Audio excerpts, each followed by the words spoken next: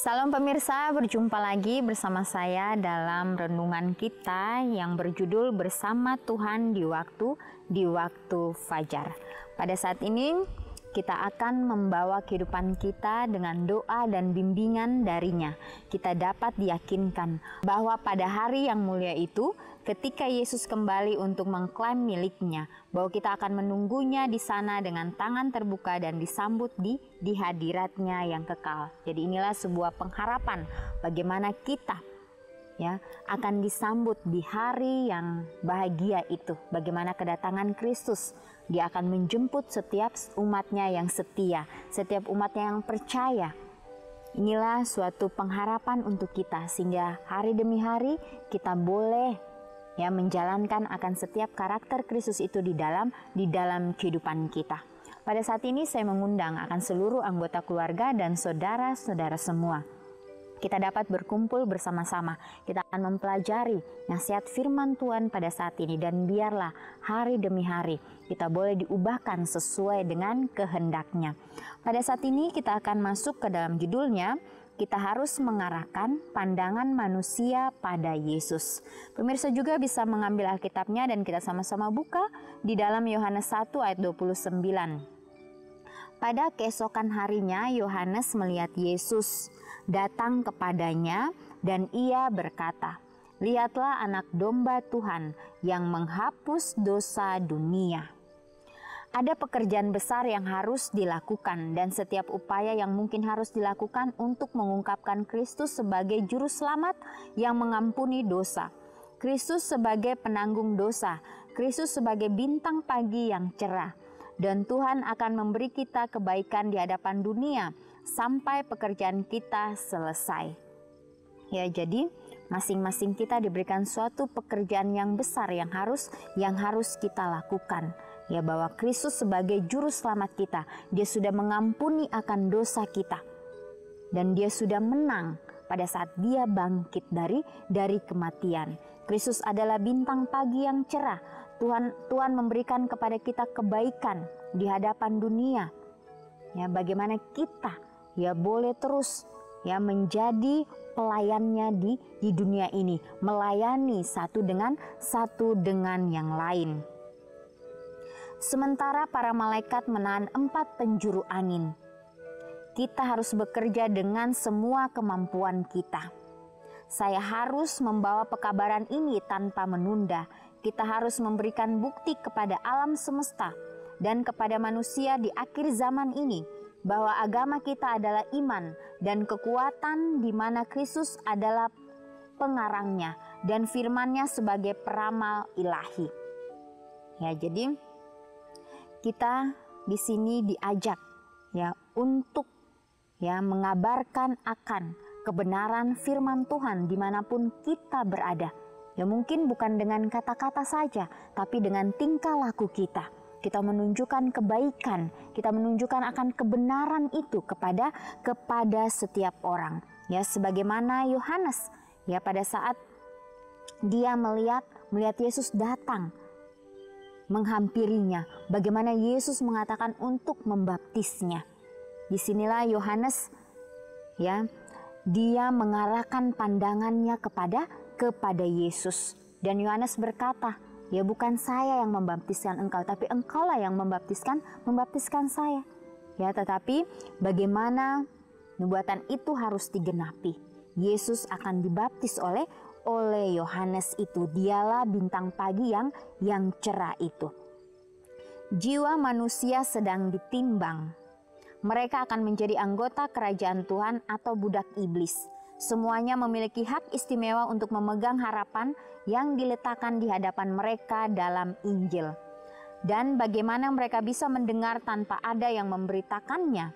Manusia membutuhkan renovasi moral, persiapan karakter agar mereka dapat berdiri di hadirat Tuhan. Ada jiwa yang sia-sia binasa karena kesalahan teoritis yang berlaku dan yang dihitung sebagai perlawanan terhadap Injil.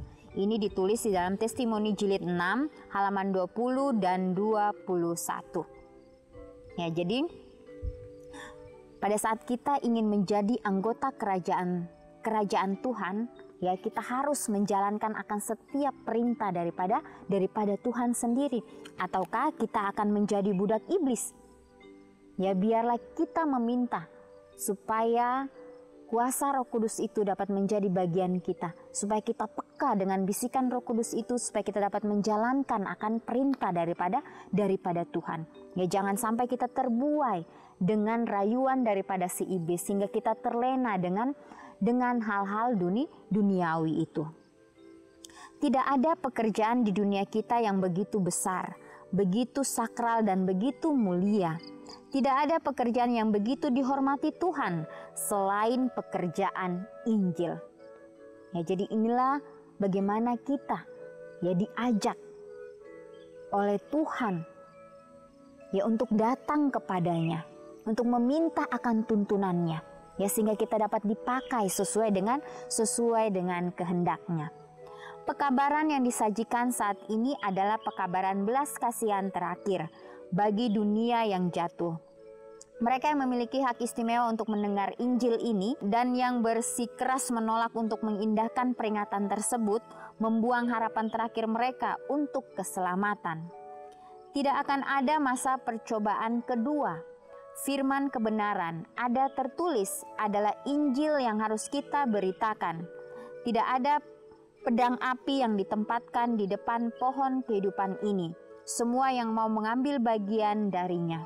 Ditulis di dalam Testimoni jilid 6 halaman 19. Ya, jadi kita harus terus fokus mengarahkan pandangan kita hanya kepada Kristus. Jangan kita yang menengok ke kiri atau ke kanan. Jangan kita mendengarkan akan bisikan daripada si jahat itu. Ya, tapi kita tetap fokus kepada Tuhan itu sehingga dia dapat mengarahkan kita, sehingga kita dapat berjalan di jalan kebenaran firman-Nya. Di sini dikatakan tidak akan ada masa percobaan kedua. Firman kebenaran ada tertulis adalah Injil yang harus kita beritakan.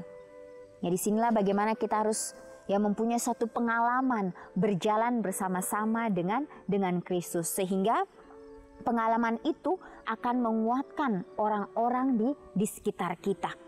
Ya, sehingga mereka juga dapat diberikan motivasi ya untuk terus menyampaikan akan kebenaran firman Tuhan itu. Ya, jadi suatu renungan yang begitu luar biasa pada saat ini. Bagaimana Yesus sudah menyerahkan dirinya di atas kayu salib. Ya, Yesus mengalami penderitaan yang luar biasa. Ya, yang kita tidak pernah alami. Ya, penderitaan Yesus itu lebih jauh daripada yang kita hadapi pada saat ini. Ya, pada saat itu Yesus merasa sendiri. Ya, Yesus merasa tidak sanggup. Ya, dia merasa bahwa dirinya tidak ada apa-apanya, tetapi dia menyerahkan akan kehidupannya kepada Bapaknya. Ya, pada saat dia berada di Taman Getsemani, ya dia berdoa kepada Tuhan. Ya, dia bergumul, Tuhan, tolong saya. Ya, dia mengatakan, Tuhan, tolong lepaskan cawan ini daripada saya. Ya, tetapi Yesus kembali mengatakan, Bapak, biarlah kehendakmu yang jadi. Bahwa Yesus harus melewati semuanya itu. Tahap demi tahap dia harus melewati itu. Kesakitan demi kesakitan dia harus lewati itu. Ya, dia melewati dengan penuh dengan penuh pergumulan. Ya, bagaimana semua orang meninggalkannya. Murid-muridnya tidak ada pada saat Yesus menderita. Ya, dia merasa sendirian. Dia hanya berpegang teguh kepada Bapaknya. Ya, kesakitan yang Yesus alami, ya mungkin kita tidak akan pernah alami pada saat ini. Ya, tetapi dengan tuntunan Roh Kudus, dengan mempelajari akan firman Tuhan, disitulah kita akan merasakan bagaimana kesedihan yang Yesus alami pada saat dia berada di dunia ini. Ya, Yesus melakukan hal-hal yang benar pada saat dia berada di dunia. Ya, tetapi dia ditolak oleh umat-umatnya. Inilah rasa sakit yang Yesus alami di dalam kehidupannya. Tetapi dia terus berusaha. Ya, walaupun Yesus disalibkan dan dia mati, tetapi dia bangkit. Pada saat dia bangkit, itulah kemenangan. Ya, kemenangan yang dirasakan oleh umat manusia pada saat itu. Ya, bagaimana Yesus kembali lagi, ya, bertemu dengan murid-muridnya. Disitulah murid-muridnya baru mereka terbuka. Ya, mereka mengetahui bahwa inilah sang juru selamat itu. Ya, sehingga murid-muridnya ini dipenuhi oleh kuasa Roh Kudus sehingga mereka dapat menyampaikan Injil itu ke seluruh pelosok dunia ini. Ya, inilah yang Yesus ingin supaya kita juga dapat mengenal Dia dengan seutuhnya, mengenal Dia sebagaimana kita mengenal akan mungkin orang tua kita mengenal akan sahabat kita. Ya, biarlah hari demi hari kita mau datang kepada Kristus, meminta akan tuntunannya, ya, sehingga Dia akan membantu kita dalam setiap pekerjaan yang kita lakukan setiap harinya. Ya, sehingga Dia dapat mengirimkan akan kuasa Roh Kudus itu dan kita meminta itu dan kita juga dapat peka dengan bisikan Roh Kudus itu. Ya, di sini dikatakan semuanya memiliki hak istimewa untuk memegang harapan yang diletakkan di hadapan kita dalam Injilnya. Ya, jadi masing-masing kita diberikan hak istimewa oleh Tuhan. Apakah kita mau mengambil hak istimewa itu? Ataukah kita menolak? Ya, inilah menjadi suatu pertanyaan bagi masing-masing kita. Biarlah kita dapat renungkan di dalam kehidupan kita. Ya, sehingga apapun, ya, keputusan apapun yang kita ambil, biarlah semuanya itu boleh sesuai dengan kehendak Kristus. Tidak akan ada masa percobaan kedua. Firman kebenaran ada tertulis adalah Injil yang harus kita beritakan. Tidak ada pedang api yang ditempatkan di depan pohon kehidupan itu. Semuanya mau mengambil bagian darinya. Ya, jadi kalau kita mengingat kembali bagaimana Tuhan menciptakan Adam dan Hawa di Taman Eden. Ya, di situ mereka diberikan suatu tanggung jawab untuk menjaga taman itu, untuk merawatnya. Ya, tetapi oleh karena rayuan daripada si jahat, sehingga Hawa, ya, dia memakan akan buah pengetahuan baik dan jahat itu dan dia berikan kepada suaminya dan suaminya pun ikut memakannya. Disitulah kejatuhan manusia. Ya, tidak ada kesempatan kedua. Ya, tapi biarlah pada saat kita berada di dunia ini, ya, boleh kita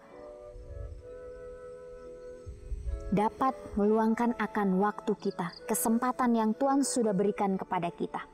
Biarlah kita boleh gunakan dengan sebaik-baiknya. Ya, Adam dan Hawa hanya diberikan satu kesempatan. Pada saat mereka sudah melakukan kesalahan itu, mereka harus keluar dari taman itu dan mereka tidak boleh masuk lagi. Tetapi bagaimana Yesus sudah mengorbankan dirinya untuk kita, sehingga kesempatan yang Dia berikan kepada kita berulang kali. Biarlah kita jangan menolak akan panggilannya. Biarlah kita mengatakan, Bapa, inilah aku, pakailah aku sesuai dengan kehendak-Mu. Ya, karena kita hidup di akhir zaman, ya, di mana setan bekerja keras untuk menjatuhkan setiap umat manusia. Ya, tetapi kita mempunyai Tuhan kita yang hidup. Biarlah kita terus bergantung kepadanya, sehingga kita dapat melakukan hal-hal yang sesuai dengan kehendak Kristus. Dan biarlah kita terus fokus mengarahkan pandangan kita hanya kepada Kristus saja. Ya, di sini juga dikatakan kita adalah iman dan kekuatan, di mana Kristus adalah pengarangnya dan firman-Nya sebagai peramal ilahi. Ya, jadi firman Tuhan, ya, firman Tuhan yang kita baca atau Alkitab itulah menjadi penuntun kita. Ya, penuntun kita sehingga kita boleh tetap fokus mengarahkan pandangan kita hanya kepada Kristus. Dan juga setiap buku-buku roh nubuat yang kita baca, biarlah itu dapat menerangi kehidupan kita, sehingga kita boleh dapat menjadi terang bagi sesama kita. Dan biarlah karakter Kristus yang dia sudah contohkan pada saat dia berada di dunia ini dapat menjadi bagian masing-masing kita dimanapun kita berada. Baik itu kita berada di lingkungan rumah, baik kita berada di lingkungan tempat kerja kita, baik kita berada di gereja dan dimanapun kita berada, kita dapat pancarkan akan kasih Kristus itu, sehingga kita boleh saling merangkul satu dengan yang lain, sehingga kita boleh bersatu untuk menjalankan akan misi daripada Tuhan kita, misi yang sangat istimewa yang Dia berikan untuk setiap umat manusia. Biarlah kita terus memandang kepada Dia, mengarahkan akan pandangan kita kepada Tuhan, karena sangat penting kita datang kepada Tuhan di waktu fajar, di waktu yang sunyi, sehingga kita dapat berkomunikasi dengannya. Inilah nasihat firman Tuhan, biarlah dapat menolong masing-masing kita untuk hari demi hari kita boleh lebih dekat dan lebih dekat kepada Kristus. Kita akan berjumpa lagi di kesempatan yang berikutnya, dan Tuhan memberkati.